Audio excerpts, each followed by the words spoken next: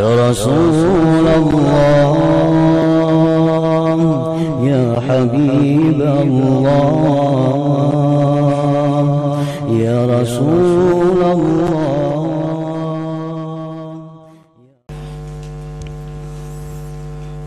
Bismillahirrahmanirrahim. Alhamdulillahi rabbil alamin.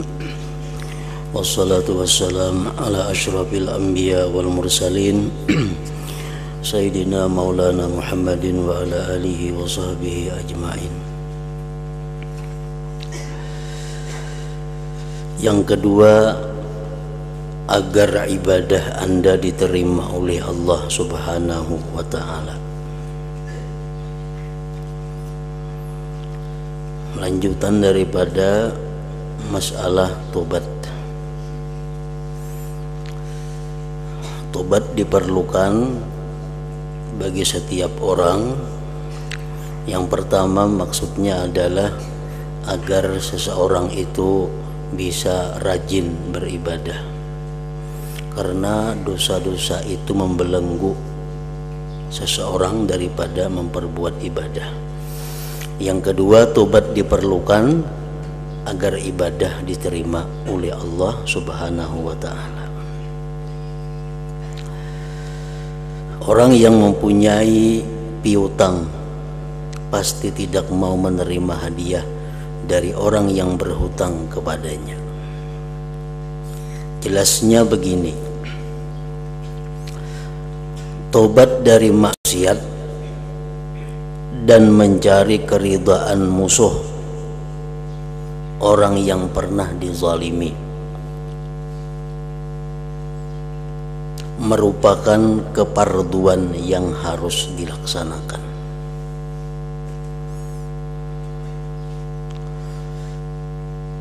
Tobat daripada dosa itu hukumnya adalah fardu, dan fardunya itu alal faur, bersegera. Memperlambat tobat merupakan dosa yang lain lagi. Jadi kalau kita melakukan dosa itu sudah dicatat satu dosa. Apabila kita memperlambat tobat itu, maka ditambah lagi satu dosa, yaitu dosa israr. Orang yang tidak bertobat dinamakan israr, mengekali dosa. Nah, jadi bertobat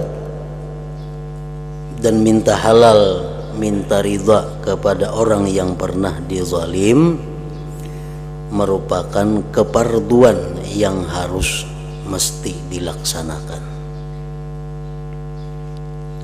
Sedangkan kebanyakan ibadah yang Anda tuju, yang kita perbuat, kebanyakan adalah ibadah sunat. Nah, apabila ibadah itu bertentangan antara fardu dan sunat, tentu yang didahulukan adalah yang fardu.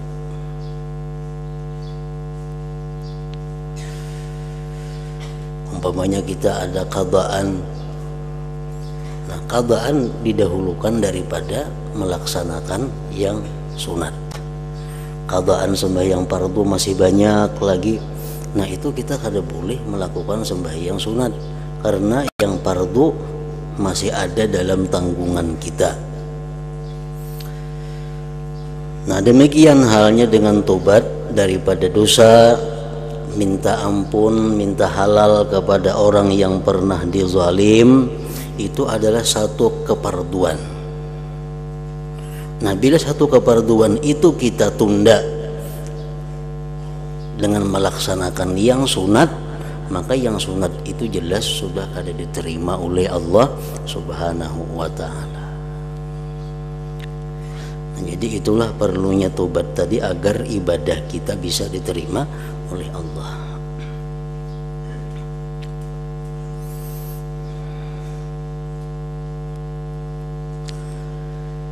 Diterimakah hadiahmu, maksudnya hadiahmu ibadah sunatmu, padahal hutangmu yang sudah masaknya membayar keparduan belum Anda lunasi, diterimalah? Tentu tidak. Tentu tidak. Jadi orang yang banyak sembahyang qadaan fardu, inya sembahyang witir digawinya, sembahyang duha, sembahyang hajat, sembahyang nang sunat-sunat, itu jelas sudah kada diterima oleh Allah Subhanahu wa taala. Mestinya waktunya itu digunakan untuk membayar yang fardu. Maka itu juga orang yang ada hutang dosa kepada manusia, mestinya yang segera dikerjakannya itu minta ridha dulu, minta halal. Hanya inya melakukan ibadah-ibadah yang sunat itu. Patutkah Anda meninggalkan perkara halal dan perkara yang diperbolehkan, sementara itu Anda terus-menerus mengerjakan keharaman? Tentu tidak. Pantaskah Anda menyampaikan pengaduan kepada Allah Ta'ala, memohon dan memujinya, sedangkan Allah murka kepada Anda lantaran dosa-dosa Anda? Tentu tidak. Artinya kita kada usah memikirkan memuji Allah, berdoa kepada Allah, kalau masih banyak hal-hal yang sebelumnya itu yang wajib kita laksanakan.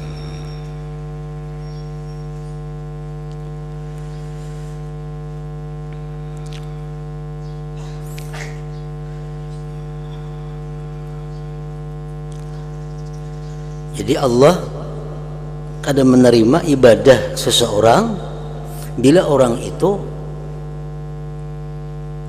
berlumuran dengan dosa.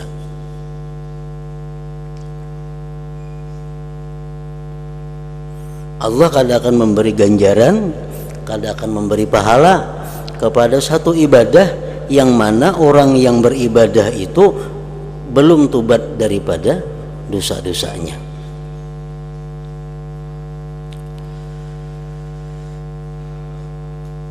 Innama yataqabbalullah minal muttaqin. Allah hanya menerima orang-orang yang takwa. Orang yang takwa tentu orang yang bersih daripada dosa.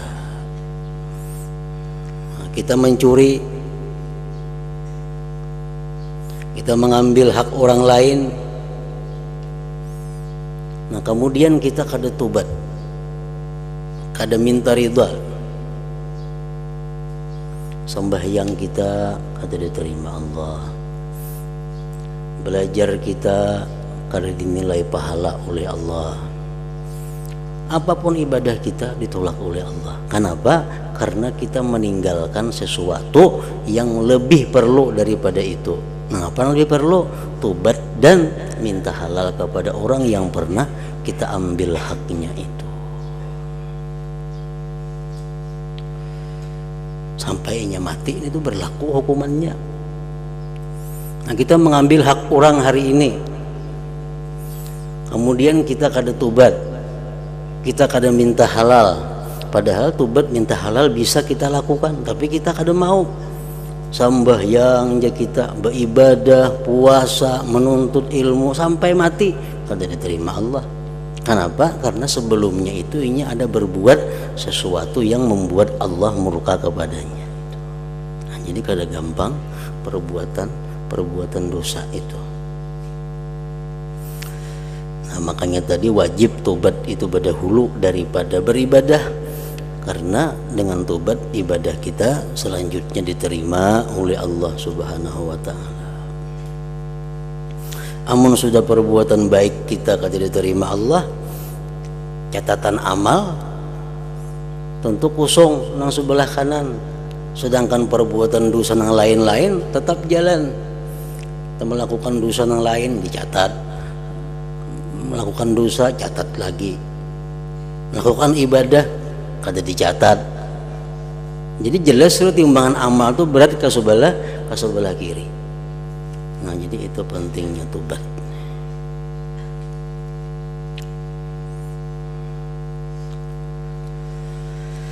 Ini adalah keadaan lahiriah orang yang bermaksiat secara terus-menerus. Ini adalah keadaan lahiriah orang yang bermaksiat secara terus-menerus. Nah, jadi kita berbuat dosa sekali umpamanya, tapi kita kada tobat, kita dihukumkan terus-menerus.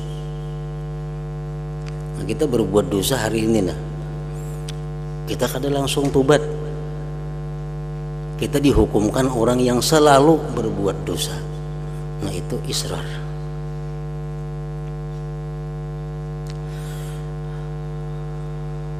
Semoga Allah memberikan pertolongan kepada kita semua dalam melakukan taat. Amin ya rabbal alamin.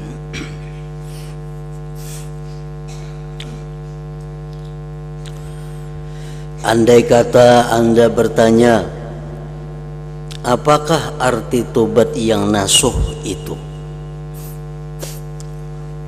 Tobat nasuha. Dalam Al-Quran Allah berfirman, ya ayyuhalladzina amanu tubu ilallah taubatan nasuha. Hai orang-orang yang beriman, tobatlah kamu kepada Allah taubatan nasuha, tobat yang nasuha. Apa itu arti tobat nasuha? Apakah batasan tobat yang nasuh itu? Apa takrifnya?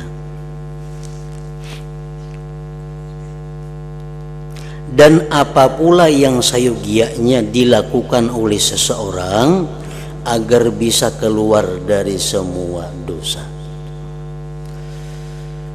Kayak apa caranya supaya kita ini keluar daripada dosa-dosa yang pernah kita lakukan itu?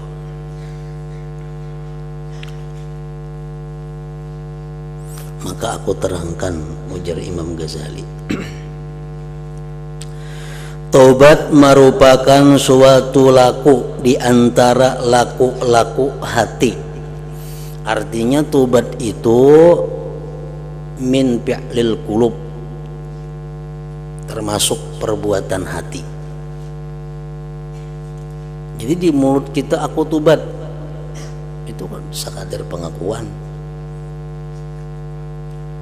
Sama kayak usalli fardhu zuhri, itu hanya sekadar membantu. Sedangkan yang ini dalam hati usalli fardhu zuhri itu. Nah, sama tobat. Astaghfirullahaladzim wa atubu ilaih, astaghfirullahaladzim wa atubu ilaih. Aku minta ampun kepada Allah, aku tobat kepadanya. Di mulut diucapkan 100 sehari. Itu hanya sekadar pengakuan kita. Tapi nang ianya yang dinilai Allah sesungguhnya, nang ngaran tobat itu adalah di dalam hati. Karena tobat itu perbuatan hati. Taubat dilakukan sesudah dihasilkannya perkataan para ulama, semoga Allah meridai mereka. Artinya apa yang dimaksud dengan taubat itu? Menurut beberapa pendapat ulama disimpulkan taubat itu membersihkan hati dari dosa. Ada pendapat yang kayak itu.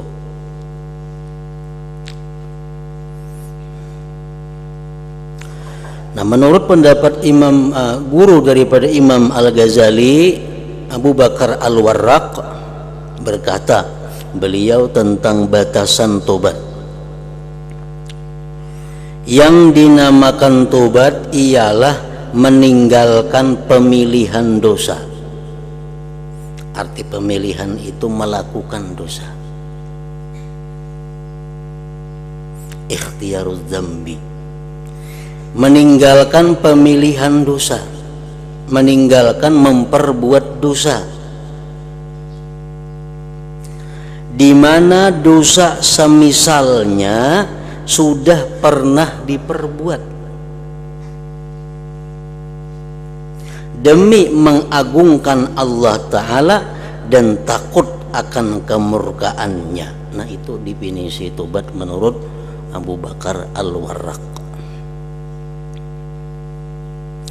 Meninggalkan melakukan dosa di mana dosa yang semisal itu pernah dilakukan.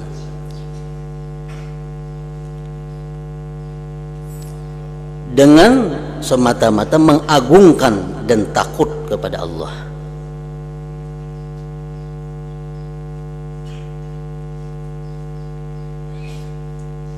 Tingkatan dosa itu ada 3 secara umum. 1, dosa paling besar, dosa kafir, menyekutukan Allah. Nah, ini tingkatan dosa. Dosa yang nomor 2 tingkatannya adalah bid'ah fiddin, bid'ah dalam agama.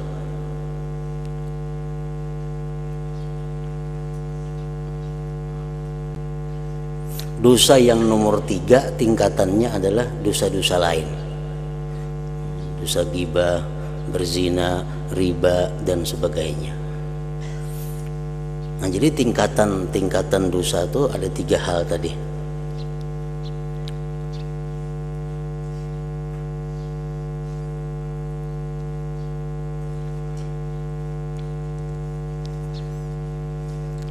Jadi kalau direnungkan, perkataan guruku ini ternyata terdapat 4 syarat bagi sahnya tobat.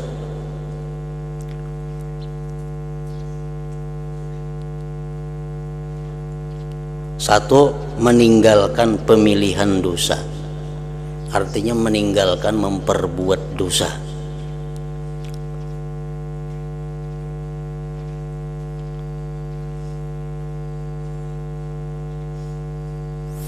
Yaitu hamba seseorang harus menempatkan hatinya dan membersihkan niatnya untuk tidak akan kembali kepada dosa tersebut.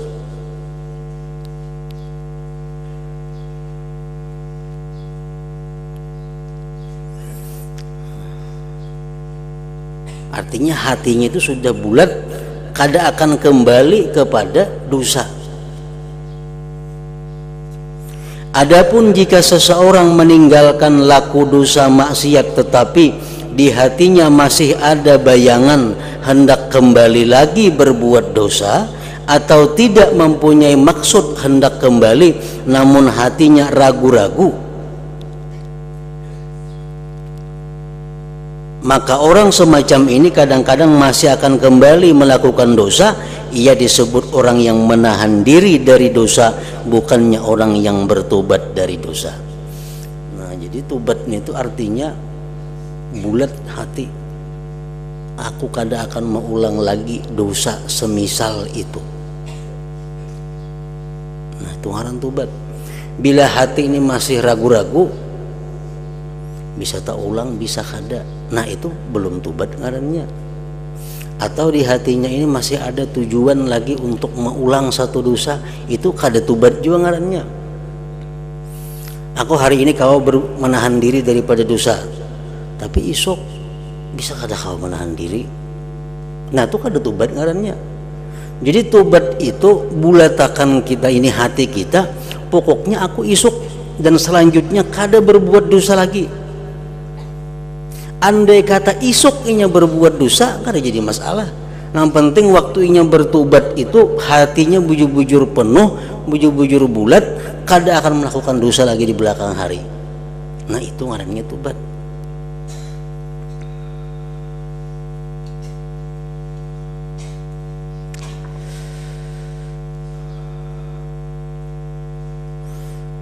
Pertama itu. Yang kedua, bertobat dari dosa semisal yang sudah pernah diperbuat. Bertobat dari dosa semisal yang sudah pernah diperbuat. Nah, orang misalnya pernah melakukan minum arak. Nah, minum arak ini dosa nang tingkatannya nomor 3. Tadi kan dosa kafir yang pertama, bid'ah nomor 2. Yang ketiga cabang-cabangnya ya kayak ini, minum arak, zina, riba dan sebagainya. Jadi tingkatan yang nomor 3.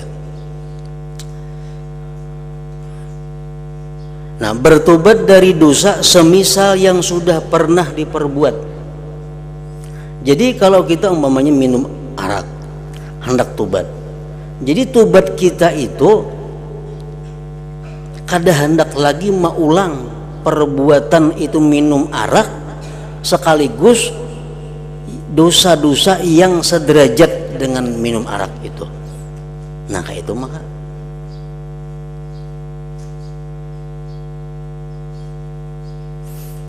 jadi bukan hanya tobat itu tertentu kepada dosa yang pernah kita lakukan, kada inggir situ aja.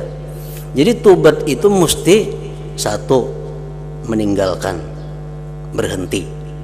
Yang kedua, berjanji kada akan maulang lagi dosa-dosa semisal yang kuperbuat itu.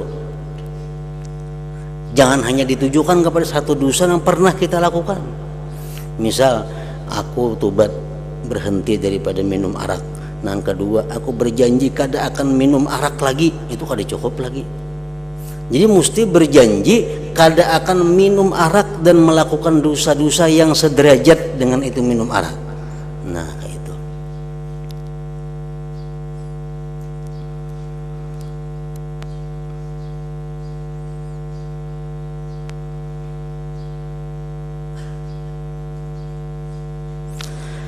Karena seandainya dosa yang semisal belum pernah dikerjakan, karena seandainya dosa yang semisal belum pernah dikerjakan, berarti ia adalah orang yang takut kepada Allah, orang yang takwa kepada Allah, bukan orang yang bertobat.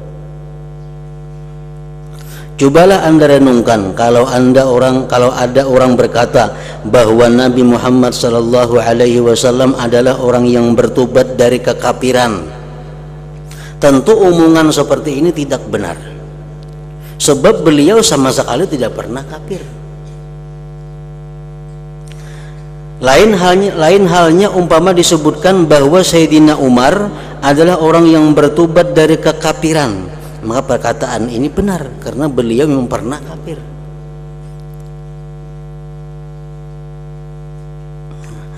Yang ketiga, dosa yang pernah diperbuat sama dengan dosa yang ditinggalkan pemilihannya dalam hal kedudukan dan tingkatan, bukan dalam hal bentuknya. Nah, coba Anda pikirkan, orang yang telah tua renta, lagi rusak badannya, yang semasa mudanya pernah melakukan zina dan merampok, ini lagi bezina, merampok gawiannya, sekarang sudah umur 90, bagarak saja bebaya kawa, hendak tobat.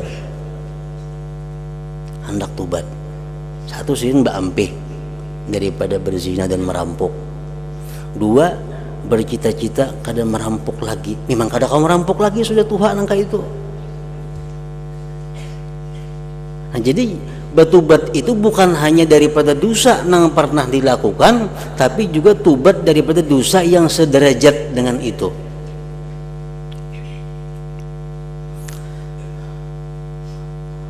Apabila hendak bertobat tentu bisa, karena pintu tobat belum lagi tertutup. Namun ia tidak mungkin meninggalkan pilihan berzina atau merampok sebab sudah tua dan rusak tubuhnya. Tentu ia tidak mungkin kuat berbuat zina atau merampok. Ia tidak dapat meninggalkan pilihan berzina atau merampok, maka tidak sah ia diberi sebutan sebagai orang yang meninggalkan dan menahan diri dari perbuatan zina atau merampok. Sementara ia memang lemah dan tidak mampu melakukannya. Meskipun begitu, ia masih dapat melakukan dosa yang sama tingkatannya dengan zina atau merampok, seperti berdusta, mendakwa orang berzina kepada orang lain, memfitnah dan menghasut. Sebab semua ini adalah tindak maksiat. Walaupun dosa itu bertingkat-tingkat dalam setiap tindak maksiat sesuai dengan kadarnya masing-masing. Hanya saja maksiat-maksiat yang disebutkan ini berada dalam kedudukan yang sama, yaitu di bawah tingkatan bid'ah. sedangkan bid'ah berada di bawah tingkatan maksiat kufur. Karena itu orang yang sudah tua dan rusak tubuhnya tersebut sah tobatnya dari zina dan merampok serta semua perbuatan dosa yang pernah ia kerjakan, di mana ia tidak lagi mampu berbuat semisalnya dalam bentuknya ketika ia telah rapuh. Nah, jadi artinya bercita-cita kada akan lagi mengulang dosa yang dilakukan itu dan yang semisalnya.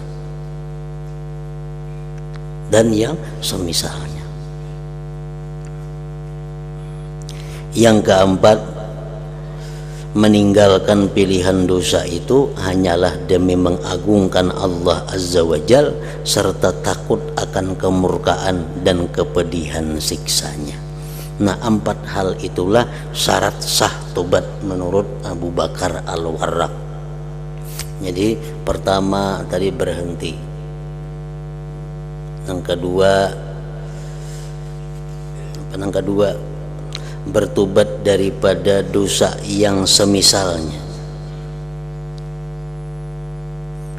menyesal daripada melakukan dosa yang semisalnya. Yang ketiga, tidak akan mengulang lagi terhadap dosa-dosa itu dan yang semisalnya. Yang keempat, meninggalkan pilihan dosa itu hanya demi mengagungkan Allah Azza wa Jal serta takut akan kemurkaan dan kepedihan siksanya. Jadi itu maka ngaran tobat. Jadi kita bertobat itu bukan hanya menyesal, bukan hanya berhenti, bukan hanya berniat kada ulang lagi terhadap dosa yang pernah itu, tetapi juga kita buat kada akan memperbuat dosa yang sederajat dengannya itu.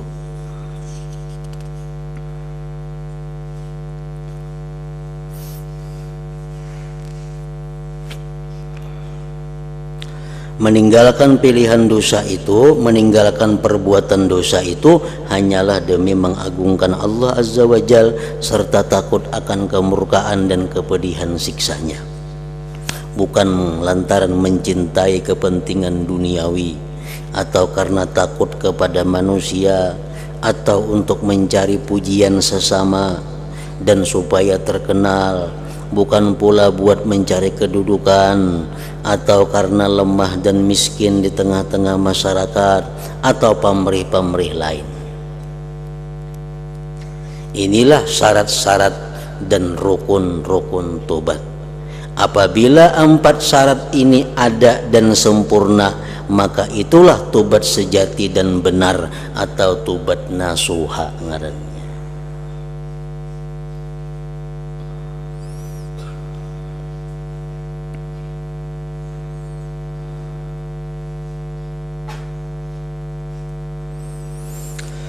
Adapun hal-hal yang mesti dikerjakan sebelum tobat ada 3.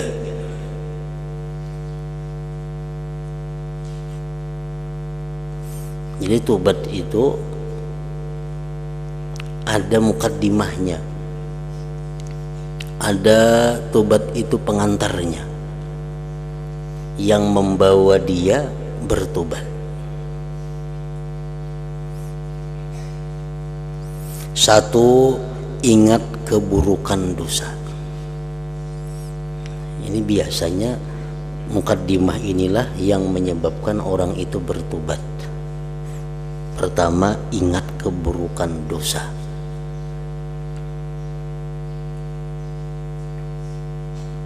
Kenapa keburukan dosa? 1 perbuatan dosa itu sangat banyak menimbulkan hal-hal yang buruk.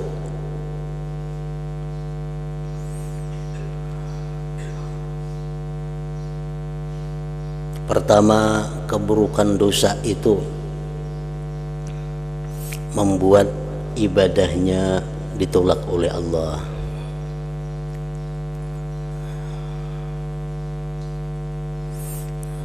Itu keburukan dosa. Amun aku berdosa macam ini nah, aku sembahyang kada ada nilainya, aku bersedekah kada ada nilainya di sisi Allah. aku berbakti kepada ini kepada itu, kada ada harganya di sisi Allah. Ingat keburukan dosa. Yang kedua, keburukan dosa itu membuat sedihnya Rasulullah Shallallahu Alaihi Wasallam. Dengan adanya kita berbuat dosa ini, Rasulullah jadi sedih, Rasulullah jadi berduka kalau kita berbuat dosa. Yang ketiga, keburukan dosa ini mendekatkan kita kepada siksa Allah.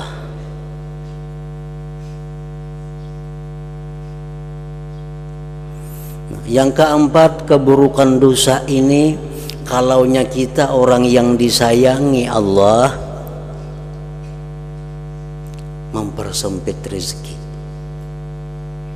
Tuh orang-orang yang disayangi Allah nih, kalau ini berbuat dosa rezekinya macet. Tapi kalau orang-orang yang kada disayangi Allah, nya makin berbuat dosa makin lancar rezekinya. Kenapa? Karena istidraj, lanjuran dari Allah.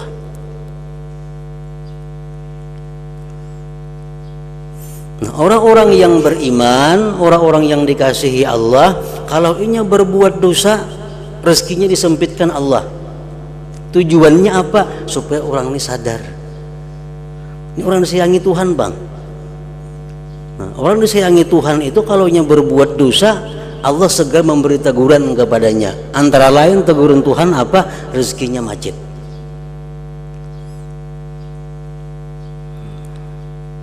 Nah, ingat keburukan dosa.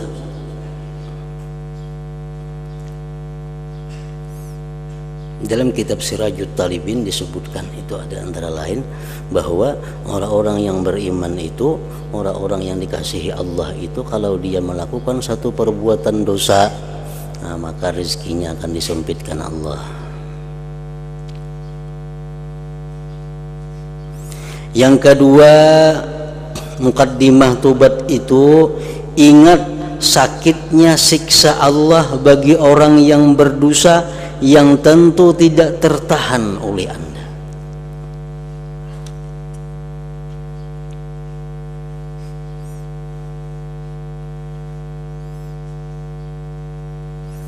Ingat sakitnya siksa Allah bagi orang yang berdosa yang tentu tidak tertahankan oleh Anda. Kalau hukuman yang diberikan oleh hukuman dunia itu masih kada apa-apa. Orang mencuntan misalnya dihukum penjara 5 tahun. Dalam penjara ini apa? Diberi makani, dididik, dilatih, diberi pelajaran macam-macam. Itu narapidana itu dalam penjara. Hukuman dunia kalau di penjara belamak awak. Amun hukuman Allah, ingat sakitnya siksa Allah bagi orang yang berdosa yang tentu tidak tertahankan oleh Anda.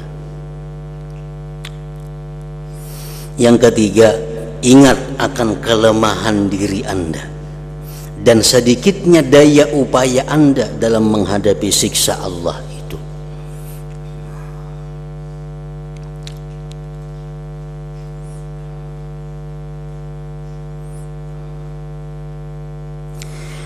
Manakala orang tidak tahan akan panasnya matahari, tidak tahan akan tamparan polisi atau gigitan semut, bagaimana ia bisa tahan terhadap sengatan panas neraka jahanam dan pukulan malaikat zabaniyah atau patukan ular sebesar leher unta, sengatan kala sebesar himar yang terbuat dari api di dalam neraka. Maka pulang siksaan Tuhan dalam neraka itu bagaimanapun sakitnya, bagaimanapun pedihnya, di situ kada ada lagi mati. Mati kada ada lagi. Jadi terus menerus orang disiksa ini menderita. Kenapa kada ada lagi mati? Karena mati sudah dicabut oleh Allah. Mati sudah disembelih. Kan di akhirat kayaknya di padang mahsyar, mati ini dibentuk menjadi seekor kibas. Jadi Allah memanggil makhluk yang bernama maut, mati. Ya Tuhan mati supaya menghadap. Nah datang si mati nih berbentuk kayak kibas. Akhirnya sampai di situ disembelih kibas ini. Lalu mati. Ya Allah. Si mati ini matinya. Nah, karena lagi kematian. Jadi orang yang dalam neraka karena lagi mati, nang di surga karena lagi mati karena matinya sudah mati. Nah jadi kayak apa aja siksa Allah itu sakitnya, pedihnya, hancur kita awak, kembali lagi macam semula, disiksa lagi, kematian tuh karena lagi. Nah itu yang kita bayangkan sebelum kita melakukan tobat.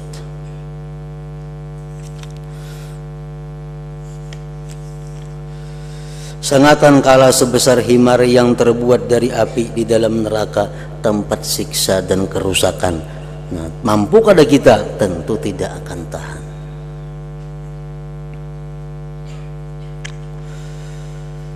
Nah, semoga kita semua dilindungi oleh Allah dari kemurkaannya dan siksanya. Nah, jadi untuk menghindari hal-hal seperti tadi, hanya ada satu jalan, adalah tobat. Ngalihlah tobat itu kadang ngalih, namun kita mau. Kenapa kadang ngalih? Karena semuaan itu ada cara, ada jalan yang diberikan Allah untuk melaksanakan tobat itu. Pertama, berampih. Yang kedua, menyesal. Yang ketiga, kada hendak lagi memperbuat dosa itu dan yang seumpamanya. Yang keempat, bertobat itu semata-mata takut kepada Allah. Nah, yang kelima, kalau ada hutang piutang dibereskan. Kada kau membayari, minta halal. Minta halal. Dulu aku pernah lawan ikam berhutang sekian juta. Mana kau lagi membayari? Hartaku sudah habis, apa itu ini? Si A ini mau kada mau selesai. Ujarnya aku kada meridai. Nah, aku kada meridai. Tapi karena ini sudah memohon keridaan lawan si A ini, kena Allah akan meridakannya. Tapi kalau kita belum memohon keridaan itu, Allah kada akan meridakan. Kita pernah mencuri punya seseorang, mencuri duit 100.000 umpamanya, tobat kepada Allah, anak mengembalikan gak ada lagi duitnya. Nah padahal aku pernah mencuntan duit ikam 100.000, tapi aku minta halal lawan ikam minta ridho, nah orang kau lagi mengganti, nang digantikan apa? Duitnya kada ada lagi, nang dijual kada ada lagi, nang apa? Ujar nang itu, kok ada meridai, kamu tuntut kena di akhirat. Nah, tapi kita sudah minta ridha lawan inya nih. Nah kayaknya di akhir Allah maha bijaksana, Allah menghargai permintaan halal kita kepada makhluknya itu. Allah sangat menghargai itu, sehingga harganya apa? Kita bisa dibebaskan oleh Allah daripada tuntutan seorang makhluk tadi dengan nama Allah yang bernama Al-Muqsit itu. Nah nama Allah Al-Muqsit ada 99. Nah itu fungsinya apa? Fungsi membereskan hal-hal yang macam itu. Itu bujuran kaki Tuhan mencuntan ampunnya bujur. Karena pikir mau ada mengganti, ngapa nang ganti akan ulun sudah minta ridha nih, sudah minta ampun, minta halalnya kada mau. Nah Tuhan menghargai itu dengan namanya Al-Muqsit, selamat orang ini. Nah jadi kada ada ngalihnya. Walaupun tobat tuh ngalih kada, asal ada kemauan daripada orang yang hendak bertobat tadi.